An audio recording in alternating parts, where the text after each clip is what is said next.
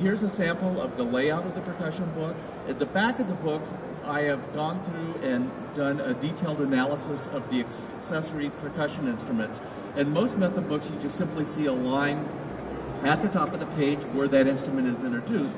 But we have taken the liberty of going through and giving detailed information on how to select the instruments, how to hold the instruments, and the proper mallets to play each of those.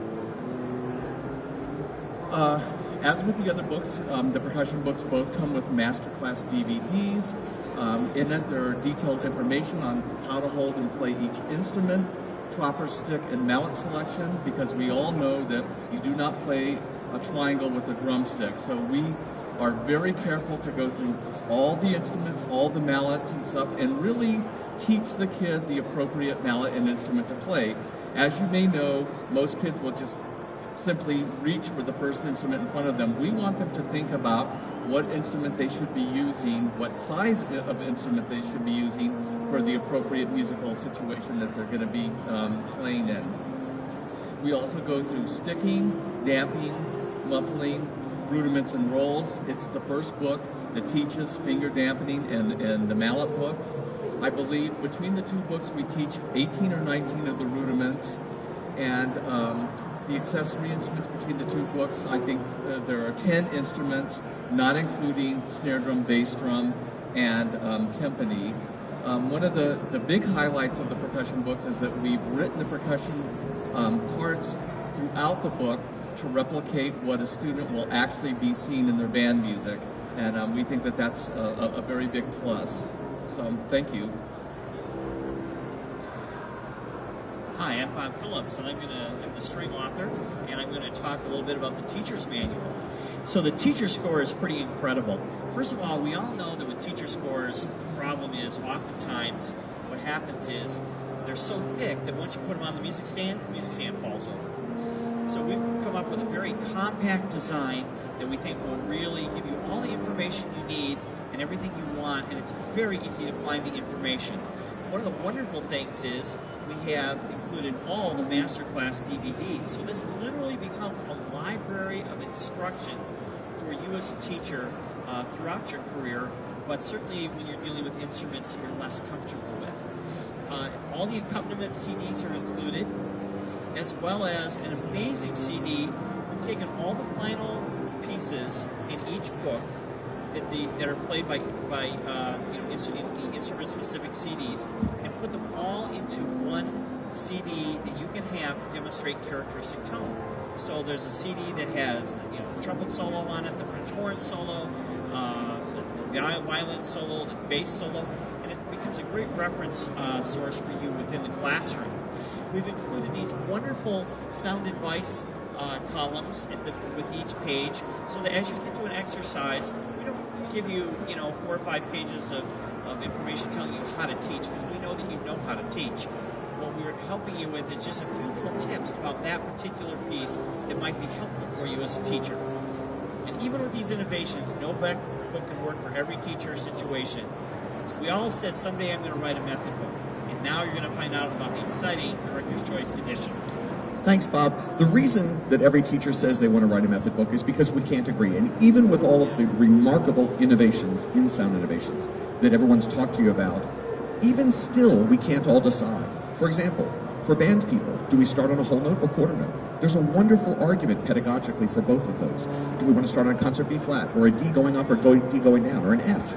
Do we want to start with arco or pits for the strings? Do we want to add fingers or release fingers? Do we want to have more theory, less theory? Do we want more review? Do you want to go at a faster pace, a slower pace? Are you so sick of hot cross buns that if you hear it again, you're going to go crazy? Or do you celebrate the day that another generation of kids gets to play hot cross buns? Well, the problem with all of those is every one of those answers is correct. Every one of them is sound. And every one of them is not shared by teachers. So we wanted to have an opportunity. So for the first time in history, Alfred Publishing has given us the ability, through Sound Innovations, to have the standard edition we've been talking about with all of these wonderful characteristics, and now for the first time in history to go online and customize your own method book online. It's not just a different book. It's not just improving what's out there. It is really the greatest revolution in method books, because for the first time you get to pick what you want to match what your purpose is in doing this. But the best part about it is the framework of the computer makes it so we don't have to worry about it being pedagogically flawed by any choice we make. For example, you don't need to look through the book and say, wait, did I already teach F? Or did I teach 3-4 yet? You don't have to worry. If the option's there in the customization, you can rest assured the framework makes it so it's pedagogically sound. So you go to Sound Innovations at alfred.com, and then the first thing it's going to ask you to do is, do you want to make a band book or a string book? After you've done that, let's say for the string book, first thing it's going to ask is, do you want to start arco or pits? Gives you an example of it right over here. And then it's going to ask you, do you want to start with quarter notes or eighth notes? You make your decision, gives you an example. For the band book, it asks you, do you want to start on concert D going down, concert D going up, concert F going down, or concert B flat going up? Gives you an example right here. Once you click a button, the whole book changes. Then it says, do you want to start with whole notes or quarter notes? Again, the example, and again, the book changes before your very eyes. Then, for both the string book and the band book, it asks you, do you want to customize the cover in your own way? And here's the opportunity for you to put whatever you like right here. You can put your name, the name of the school, the principal's name. You can have the Wednesday String Orchestra or the Monday Band. Whatever you want to put right here, a website, anything, it's your choice. It doesn't just customize the cover. It provides ownership for the students, so they really feel attached to this piece of music that they're going to be using. Then you go on to change the tunes, what we call the playlist. And there are two ways to do it. The first one is to go through tunes individually. So here's an example. This happens to be page 38. And if you look at page 38, it's a lovely page. You can see that right here is the page we're working on.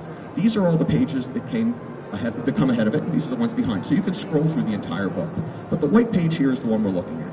This page happens to end with Camptown Races, a lovely tune. I happen to like it. But if you don't like it, you see this little substitute arrow. You click this button, and the second you click it, a little menu is going to come up. And that menu gives you the opportunity to change that tune. And you can see you can scroll down here and pick many of them. So let's say you like Shaker Hymn. I happen to love that tune, and I probably want to put it in the book. So all you do is click Shaker Hymn, and there you have it, page 38 with Shaker Hymn right here. Now the beautiful part is, you don't then say to the students, well, on page 38 it says Camptown Races, but we're doing Shaker Hymn. Everything changes. All the media, the teacher's score, smart music, their book, the CD, everything matches, because now that CD now has Shaker Hymn on it. Or, if you don't want to do it tune by tune, you might want to choose by genre. So let's say, for example, your principal said, this year I want to push for American patriotic theme in the school. And I want, for music, obviously, to have these tunes.